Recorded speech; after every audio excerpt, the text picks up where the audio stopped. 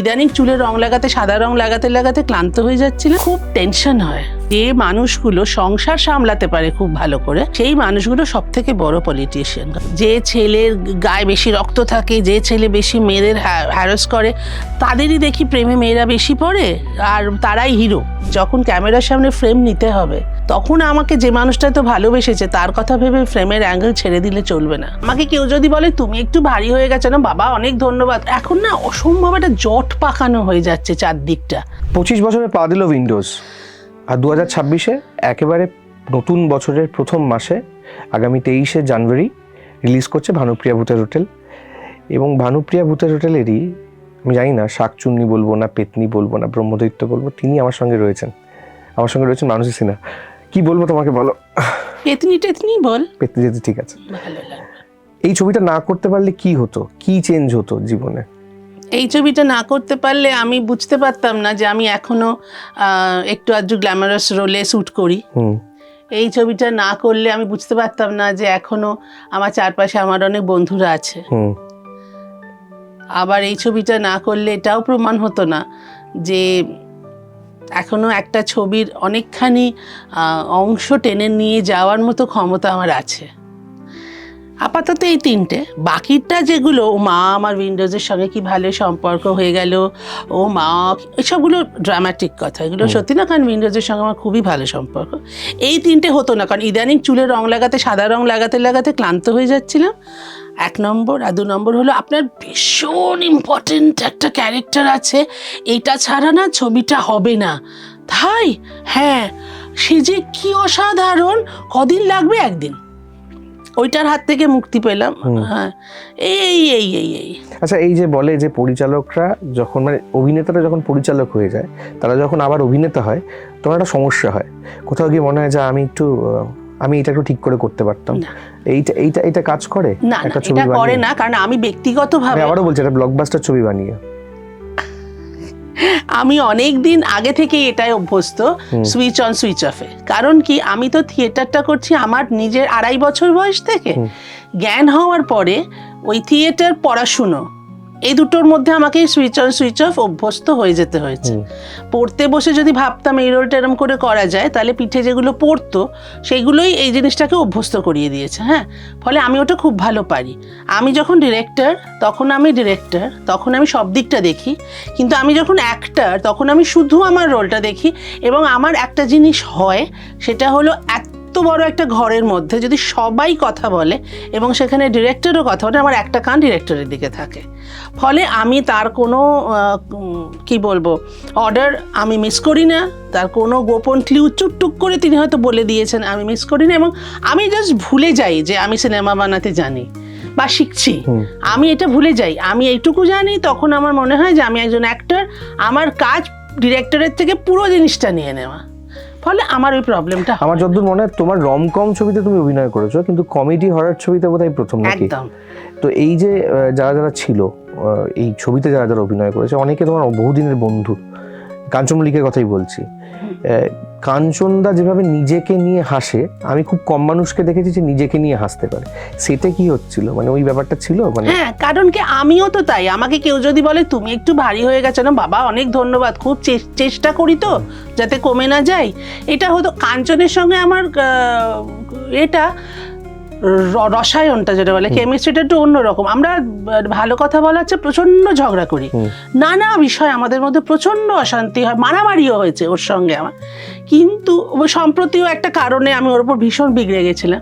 কিন্তু যেটা হয়েছে সেটা হচ্ছে আমরা থিয়েটারের বন্ধু, তো থিয়েটারের বন্ধুদের না ওই ব্লাড রিলেশনের মতো একটা রিলেশন হয়ে যায়।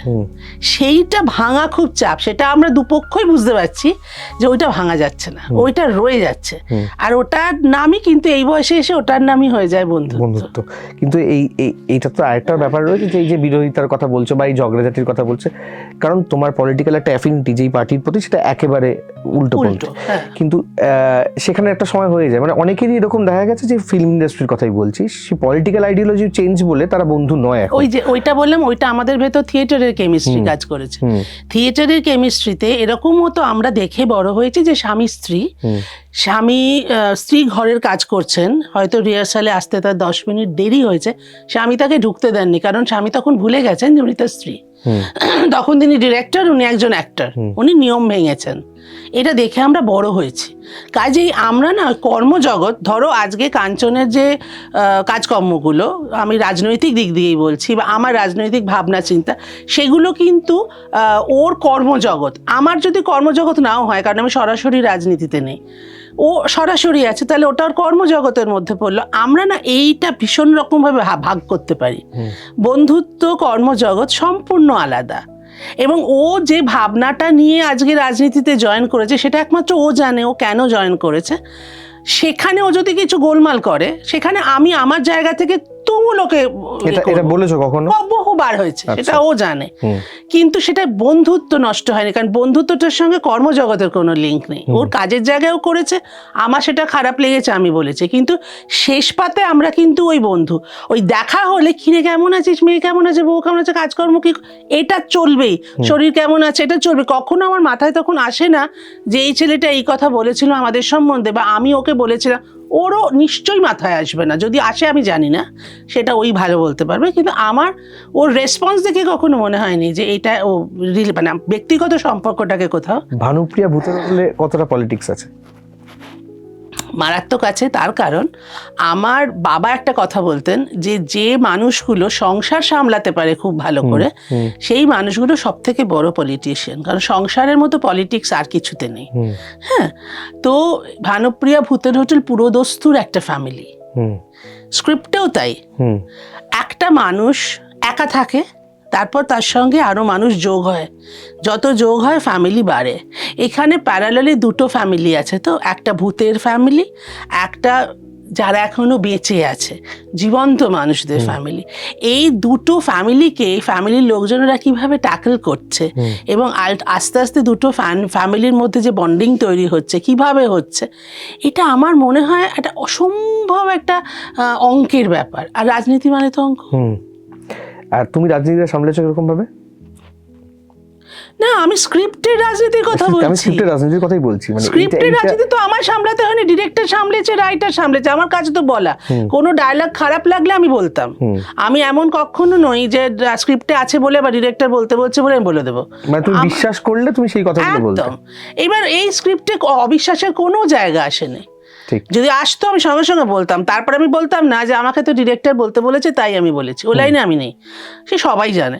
কিন্তু এখানে তো সেরকম কিছু নেই, কাজে সামলানোর কিছু। মানুষ যদি একটা কথা বলো তো, যে এখানেও আমার সঙ্গে কাঞ্চনের ঝগড়া হয়েছে এই প্রসঙ্গে। আচ্ছা, না এই নিয়ে না, এখানে মানে আমাদের সঙ্গে দেখা হলে ঝগড়া হবে না এরকম হয় না, ঠিক। তারপর আবার আমরা চুপি চুপি ভাব করে নিই, ঠিক। এমন অনেক ছবি হয় বাংলা এবং হিন্দিতে, সেখানে কমেডিটা না খেউরের জায়গায় চলে যায়। সেখানে আমি কোটানকোটি বলছি, সেক্সুয়াল অবজেক্টিফিকেশন থাকে মানুষ হাসানোর জন্য, এবং কিছু কিছু জায়গায় গালাগালও থাকে।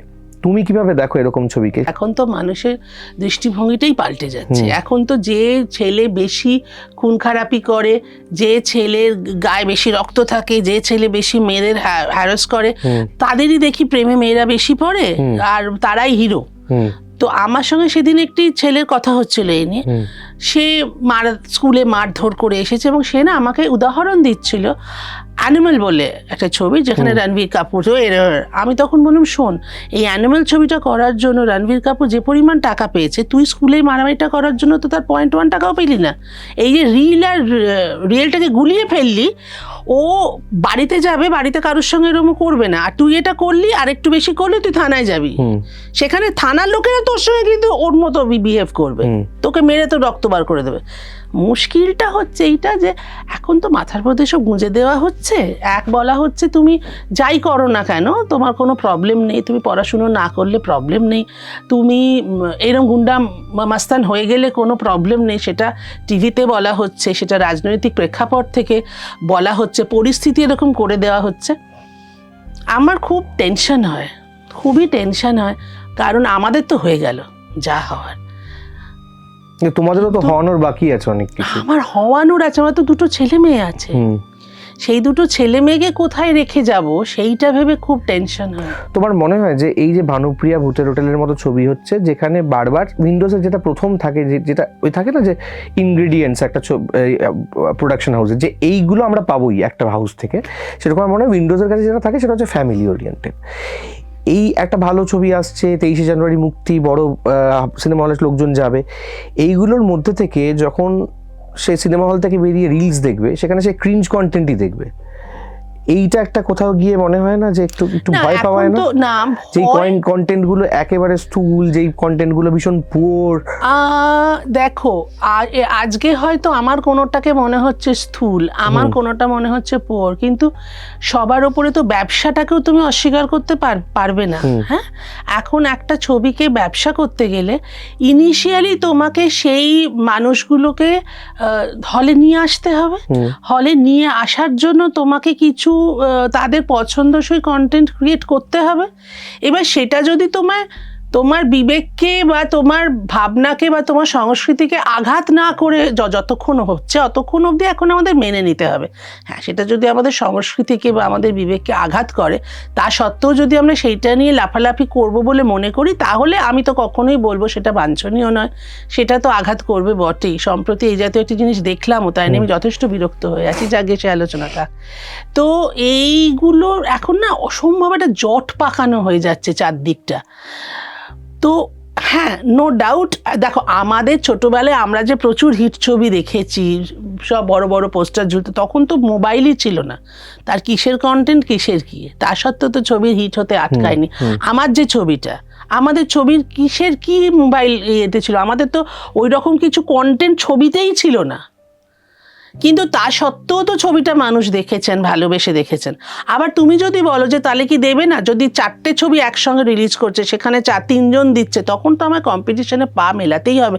এবার সেটা আমার রুচির ওপর নির্ভর করবে যে আমি আমার রুচি জ্ঞানটাকে বজায় রেখে কতটা কন্টেন্ট করব, সেখানে আমার জিত। কেউ যদি দেখে বলেন যে না, তুমি কন্টেন্ট ক্রিয়েট করতে গিয়ে নোংরামো করনি, বা কন্টেন্ট ক্রিয়েট করতে গিয়ে শালীনতা টপকাওনি, বা কোথাও তুমি তোমার নিজস্ব বক্তব্যটাকে রেখে, তোমার নিজস্ব ভাবনা চিন্তা, তোমার রুচি শব্দটা আসলে বারবার চলে আসছে, রুচিশীলতাকে মাথায় রেখে তুমি কন্টেন্ট ক্রিয়েট করেছো, সেটাই আমাদের জিত হবে তখন। আর আমার এই ভরসাটা তো উইন্ডোজের ওপর মারাত্মক আছে। এই যে তুমি এই ছবিতে অভিনয় করলে, এই এতজন অভিনেতার সাথে, যারা তোমার বয়সী, অনেকে তোমার থেকে অনেক জুনিয়র, এটা তো থাকে যে আমি কিছু শিখলাম এবং শিখে বাড়ি ফিরলাম, এটাও থাকে, কিছু শিখিয়ে গেলাম, এটাও থাকে। আমি উল্টোটা জিজ্ঞেস করছি যে এই যে যারা অভিনেতা, যাদের আমরা পোস্টার দেখতে পাচ্ছি, বনি, মিমি, সোহম, স্বস্তিকা, এদের থেকে তুমি কি শিখলে এখনকার? এদের থেকে আমি যেটা শিখলাম সেটা হচ্ছে অসম্ভব একটা প্রফেশনালিজম, যেটা আমাদের মধ্যে নেই, যেটা থাকার দরকার, আমার মধ্যে নেই। আমি যেমন বাবু সোনা করে, তারাও করছে বাবু সোনা, কিন্তু একটা সময়ের পরে তারা মাথায় রাখছে যে যখন ক্যামেরার সামনে ফ্রেম নিতে হবে, তখন আমাকে যে মানুষটা তো ভালোবেসেছে তার কথা ভেবে ফ্রেমের অ্যাঙ্গেল ছেড়ে দিলে চলবে না। তখন আমাকেই নিজেকে প্রায়োরিটি লিস্টে রাখতে হবে যে আমি আগে নিজে ফ্রেমটা নেব। এটা এদের একদম অপরাধ নয়, এটা আমাদের ভুল। এটা একদম আমি খুব দায়িত্ব নিয়ে বলছি। এদের থেকে আমি যখনই এই ধরনের ছেলেপুলেগুলোর সঙ্গে কাজ করি না, আমি এটা দেখি যে এরা কতটা প্রফেশনাল, কতটা ঠিকঠাক। এগুলো আমি শিখি, শুধু এরা বলে না, এদের সঙ্গে যখন কাজ করি তখনই শিখি। আর বাকিটা তো হই হই চই চই। ঠিক। শেষ করব এটা বলে যে এই যে ভানুপ্রিয়া ভূতের হোটেল, এই ছবিটা একটা মানে কমেডি হরার ছবি, তুমি কতটা কমেডি দিতে পেরেছো বলে মনে হয়, এবং কতটা তুমি হরিফাইড করতে পারবে বলে তোমার মনে হয়, সেটা একটু ক্যামেরায় বলে দাও। আর সিনেমার ব্যাপারে যতটা বলার দরকার। 23শে জানুয়ারি রিলিজ করছে ভানুপ্রিয়া ভূতের হোটেল। 1 নম্বর কথা হলো, কবে টিভিতে রিলিজ করবে, কবে ফোনে দেখতে পাবো, এসবের জন্য অপেক্ষা করবেন না, করলে ঠকবেন। কারণ এটা যে বিশাল মাপের ছবি হয়েছে, বড় পর্দায় না দেখলে অনেক কিছু মিস করবেন। কি মিস করবেন সে তো এখন বলবো না, 23 তারিখের জন্য অপেক্ষা করতে হবে। আর ওই ছবিতে আমি ভূত না, আমি মানুষ না, আমি কি, সেগুলোও বলবো না।